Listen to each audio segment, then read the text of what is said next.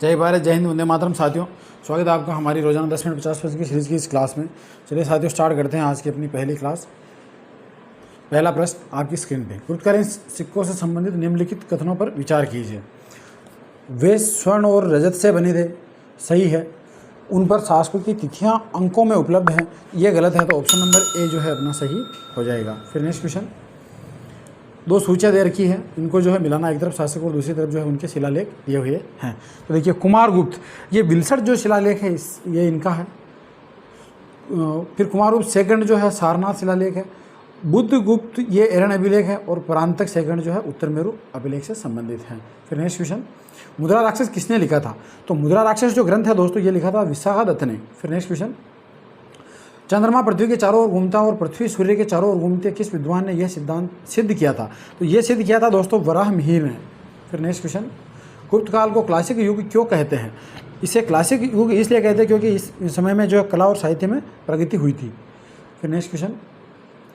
गुप्त काल में अजंता की कौन सी गुफाएं निर्मित हुई थी? जैसा कि स्वादियों आप जानते हो, केवल 16 और 17 नंबर की गुफा जो है ये गुप्त काल में निर्मित हुई थी। उन साहित्यिक स्रोतों को चिन्हित कीजिए जो रामगुप्त ध्रुव देवी की कथा का उल्लेख करते हैं। अगर अब इनमें से देखा जाए तो देवी चंद्रगुप्तम, काव्य मीमांसा और हर्षचरित्र, ये जो है इस कथा को उल्लेखित करते हैं। तो ऑप्शन 1, 2 और 3 मतलब ऑप्शन नंबर बी जो है अपना सही हो जाएगा। मुंडित सिर वाली गुप्तकालीन बुद्ध मूर्ति प्राप्त हुई है। तो मुंडित सिर वाली मूर्ति हमें मानकुंवर जो है प्रयागराज यहाँ से प्राप्त हुई है। कौन सा कथन सही नहीं है? अब जो गलत है वो अपने को बताना है। तो देखिए, प्राचीन भारतीय सिक्कों में सर्वाधिक कुषाण काल क्या है? सही है। भारत में प्राप्त प्राचीन सिक्कों में कुछ ही चिन्ह मिलते हैं, ये भी सही है। गुप्त काल में चांदी के सिक्के बड़ी संख्या में जारी किए गए थे, ये गलत हो जाएगा। तो ऑप्शन नंबर सी जो है अपना सही हो जाएगा। कालिदास के संस्कृत नाटकों में स्त्री और शूद्र चरित्र किस भाषा में बोलते हैं? तो ये बोलते हैं दोस्तों प्राकृत भाषा में। फिर नेक्स्ट क्वेश्चन। प्रभावती गुप्ता शासिका थी, तो ये वाकाटक वंश की जो है शासिका थी। फिर नेक्स्ट क्वेश्चन। अश्वमेघ प्रकार के स्वर्ण सिक्के निम्न के द्वारा प्रचलित किए गए थे। तो ये समुद्रगुप्त और जो अपने कुमारगुप्त प्रथम थे, इनके द्वारा जारी किए गए थे। फिर नेक्स्ट क्वेश्चन। ग्वालियर के निकट बाघ की गुफाएं निम्नलिखित में से किस युग की चित्रकला का प्रतिनिधित्व करती थी? ये जो है दोस्तों गुप्त युग का प्रतिनिधित्व करती हैं। प्राकृत प्रकाश का लेखक कौन है? तो इसके लेखक हैं वररुचि। निम्नलिखित में से कौन सा गुप्त राजा गुप्त संवत के वर्ष 56 में सिंहासनारूढ़ हुआ था? तो वो राजा थे दोस्तों चंद्रगुप्त सेकंड। फिर नेक्स्ट क्वेश्चन। गुप्त संवत 61 का मथुरा स्तंभ लेख संबंधित हैं। ये जो स्तंभ है दोस्तों चंद्रगुप्त द्वितीय से संबंधित हैं। गुप्त वंश के किस राजा को नालंदा विश्वविद्यालय का निर्माता माना गया? तो नालंदा विश्वविद्यालय के निर्माता कुमारगुप्त फर्स्ट को माना गया है। मंदसौर प्रशस्ति निम्न में से किस शासक से संबंधित है? तो ये जो प्रशस्ति है दोस्तों कुमारगुप्त से संबंधित हैं।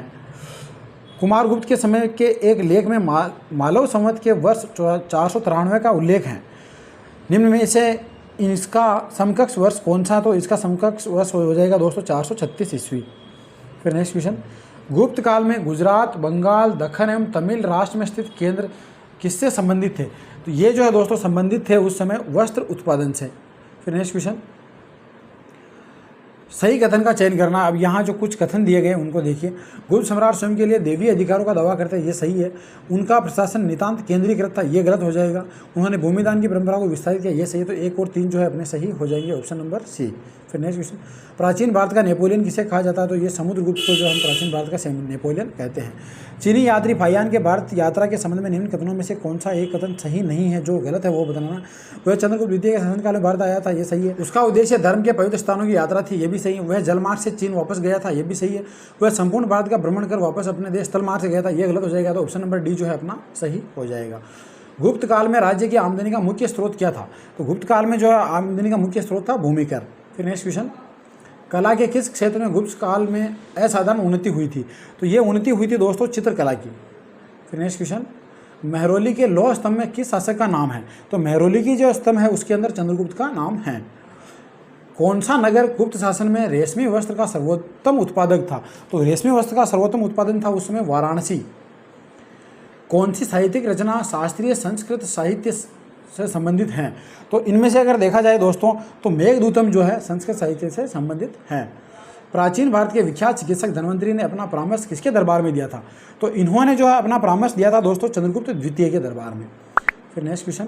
सारनाथ से प्राप्त कुमारगुप्त के लेख की तिथि वर्ष 154 है, निम्नलिखित में से कौन सा इसका समान वर्ष है? तो अगर इनमें से देखा जाए तो 473 ईस्वी जो है इनका समान वर्ष होगा। सम्राट कुमारगुप्त प्रथम की माता कौन थी? तो इनकी माता जो है उनका नाम था ध्रुव देवी। फिर नेक्स्ट, कौन प्रथम गुप्त शासक था जिसने स्वर्ण के सिक्के जारी किए थे? तो इनमें से देखा जाए तो चंद्रगुप्त फर्स्ट जो है इन्होंने स्वर्ण सिक्के जारी किए थे। कुमारगुप्त प्रथम के मंदसौर अभिलेख में उल्लिखित सैन्य संगठन का नाम था? तो इनके जो सैन्य संगठन है उसका नाम था तंतुवाय। कौन सा सही नहीं है? अब इनमें से जो गलत हैं वो अपने को बताना है। तो देखिए, स्कंदगुप्त की मृत्यु के साथ ही गुप्त साम्राज्य का अंत हो गया, ये गलत हो गया, तो अपना पहला ही ऑप्शन जो है गलत हो जाएगा। फिर नेक्स्ट क्वेश्चन, सती प्रथा का उल्लेख करने वाला अभिलेख था? तो सती प्रथा का उल्लेख होता है दोस्तों एरन अभिलेख में, ये प्रथम जो है साक्ष्य है। अब यहाँ दो सूचियाँ दी गई है और इन सूचियों को जो है हमें मिलाना है। देखिए, एक तरफ शासक और दूसरी तरफ जो है रानियाँ कुछ दी हुई है। कुमारगुप्त प्रथम महादेवी अनंत देवी से संबंधित है, चंद्रगुप्त प्रथम ये कुमार देवी से संबंधित है और चंद्रगुप्त द्वितीय महादेवी कुबेर नागा से संबंधित है। फिर देखिए, गुप्त काल में प्रांतपति किस नाम से जाने जाते थे? तो उस समय जो है ये ऊपरी महाराज के नाम से प्रांतपति को जाना जाता था। किसका उल्लेख प्रयाग विशस्ति में नहीं है? अब इनमें से किसका नहीं है? तो देखिए, चंद्रगुप्त प्रथम ने चंद्रगुप्त को अपना उत्तराधिकारी नामित नहीं किया था, यही गलत हो जाएगा। तो ऑप्शन नंबर ए जो है अपना सही हो जाएगा।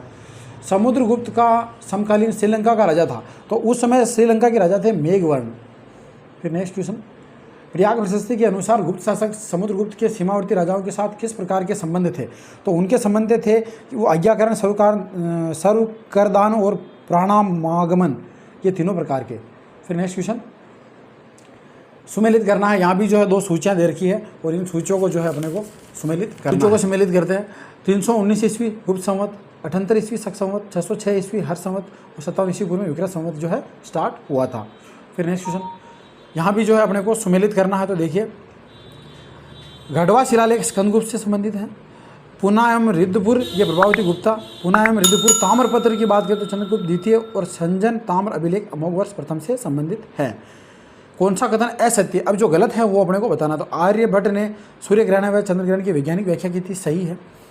आर्यभट्ट ने आर्यभट्टीय ग्रंथ की रचना की थी, ये भी सही है। आर्यभट्ट ने खंड खाद्य ग्रंथ पर टीका लिखी, ये गलत हो जाएगा। तो ऑप्शन नंबर सी जो है अपना सही हो जाएगा। चंद्रगुप्त द्वितीय के नवरत्न निम्न में से कौन नहीं थे? अब इनमें से वो कौन है जो नहीं थे? तो वो हो जाएंगे दोस्तों अपने आर्यभट्ट। फिर नेक्स्ट क्वेश्चन, चीनी यात्री फाहियान भारत में किस गुप्त शासक के शासनकाल में आया था? तो ये जो है दोस्तों आया था चंद्रगुप्त द्वितीय के शासनकाल में। फिर नेक्स्ट क्वेश्चन, बौद्ध विद्वान वसुबंधु एवं असंग किस दरबार में थे? तो ये जो है दोस्तों उस समय दरबार में थे समुद्रगुप्त के। फिर नेक्स्ट क्वेश्चन, तो ये थी दोस्तों अपनी रोजाना 10 मिनट 50 सेकंड की सीरीज की आज की क्लास। आशा करता हूँ आपको क्लास पसंद आई होगी। अगर क्लास अच्छी लगी हो तो लाइक शेयर और सब्सक्राइब जरूर करें। धन्यवाद।